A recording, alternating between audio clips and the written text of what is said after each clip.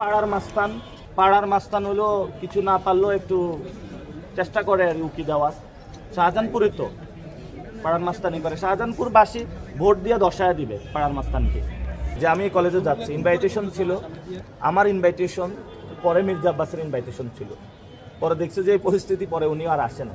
এর আগে কিন্তু উনি বিকারুন্নেসা কলেজে গিয়েছিল, এর আগে সিদ্ধেশ্বরীতে গিয়েছিল এবং এক জায়গায় ওনাকে শাপলাকলি দেখা দিয়েছে সবাই। এই হলো পরিস্থিতি।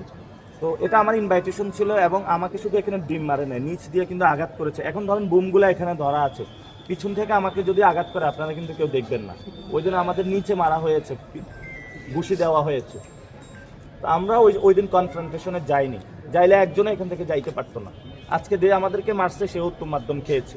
আমরা এখন প্রতিরোধ শুরু করবো। অনেক ধৈর্য ধারণ করা হয়েছে, আর ধৈর্য ধারণ হবে। যারা আপনারা ভোট দিয়েছেন, মাঠ কেউ ছাড়বেন না। ভোট গণনা রেজাল্ট যখন হবে তারপরে মাঠ ছাড়বেন। এটা শুধু আমাদের ভোট দেওয়া না দেওয়ার ব্যাপার না, এটা গণতান্ত্রিক একটি লড়াই।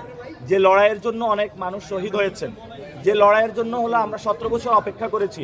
ভোট যারা দিয়েছি সবাই মাঠে থাকবেন, দরকার হয় হলো কলা রুটি খেয়ে থাকবেন, তারপরেও মাঠ ছাড়বেন না আপনারা। ইনশাল্লাহ আমরা বিজয় নিয়ে তারপরে ঘরে যাব ইনশাআল্লাহ। এবং আমরা বলেছি আমাদের যদি আল্লাহ বিজয় দান করে, প্রথমে আমরা সালাতুশ শুকুর আদায় করব বাইতুল মুকাররম মসজিদে ইনশাআল্লাহ।